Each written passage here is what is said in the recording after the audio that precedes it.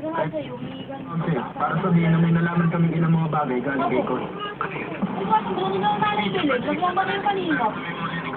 Humingi ka naman ng pagkagdag mo. Paano yung ito?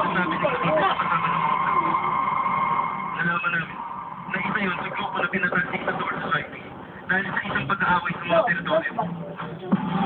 At yun din ang isang dahilan ng kanilang pag-atake sa mundo ng mga tao. Oh! Pero ang motibo nila ay Okay. Oh! Pwede ba akong magtanong sa'yo? ano ba yun?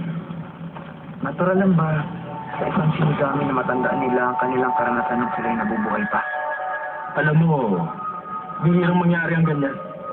Ba't mo naman naitanong ang tungkol dyan? Wala naman. Naisip ko lang kaya ako naitanong. Kaluluwa?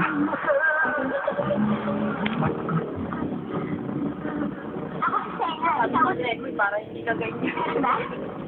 Kuya, bakit hindi mo sabihin sa akin kung anong dahilan kung bakit ka umiinom, Kuya? Ano kasi? Papa ko kasi. Nawawala siya. Kung ganun kasama mo palang papa mo. Hanggang kailan ba natin gagawin ito? Ba't ba tayo nito wala namang festival dito? Isa pa, sigurado namang wala dito ang ama ng batang. Pabayaan mo na. Ano ka ba? Malapit na din namang umalis ang batang yan sa mundong to, hindi ba? Isa pa mahaba pang paglilakbay yung gagawin mo. Nakakalungkot naman kung hindi mo pagbibigyan ng kahilingan niya bago siya lumisan. Ayoko naman. Maging malungkot ang kaluluwa niya eh.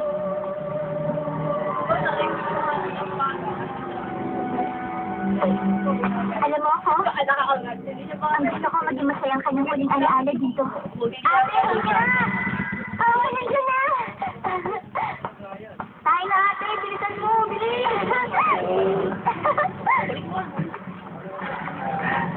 Ikaw, lumayos ka na naman.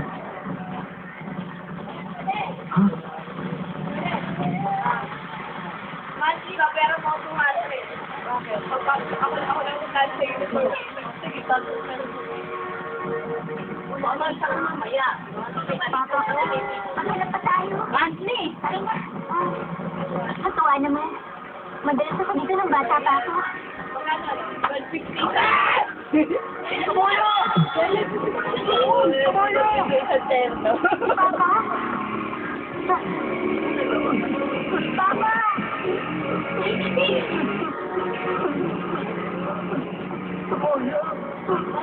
Ito ba talaga ang kanyang ama?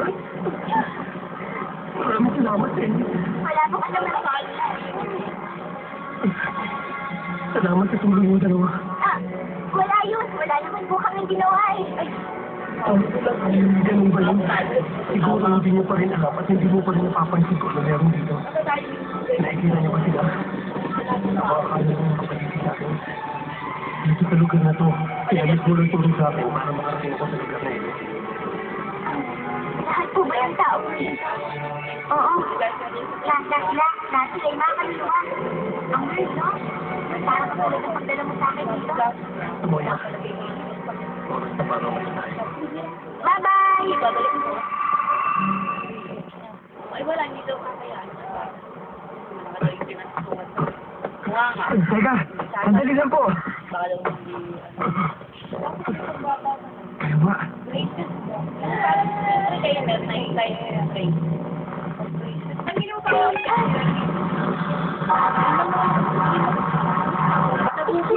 iba yun. Bangwa na. Boy sa Totoo ba? Totoo ba? ano lang. Parang design lang po. Pero, nung namatay namin kabat, high school siya. Baka ano mo ito, bigay ka kasi ng wala tayo. High school siya. Ano ba problema? High school kami.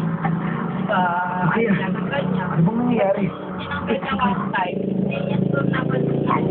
Mula sa Central Court Police Chamber sa Tel Aviv Protest. Isuko mo na sa amin! Nagtatawa na siya ng mga estudyante. Tinila nila ang 1013 Protection Squad Special Forces Guido Platis at Sinigami Academy. Pero wala silang nakita kahit isa na miyembro na may pangalang Sena. At isa pa, ang nakita natin sa impacto niya na Miro Kumaro ay nawala na si Beard World mahigit 100 taon na ang nakalipas na ang may-ari nito ay nahigop na ng Valley of Dreams. Sa madaling salita, hindi na sila nabubuhay pa sa ngayon. Teka, sandali lang! Ano ba yung sinasabi mo? Isa akong tunay na sinigami! Kung ganun sabihin mo, bakit ka nandito sa mundo ng mga tao? Ganito kasi yun. Nagising na lang ako malapit dun sa ilog mga 3 araw na. Pero alam ko ang pangalan ko at malinaw ang aking alaala. Natatandaan ko pa nga, doon ako dati naglalaro sa ilog eh. Bakit ba alam mo? Nag-isa lang ako, nagugulahan ako. Nakita mo na, amoy po naman ng iba't ibang klaseng alaala. Hanggang ngayon hindi pa rin ako makapaniwala na ang matagal na namin hinahanap na memory rosa ay narito na. At ikaw yun.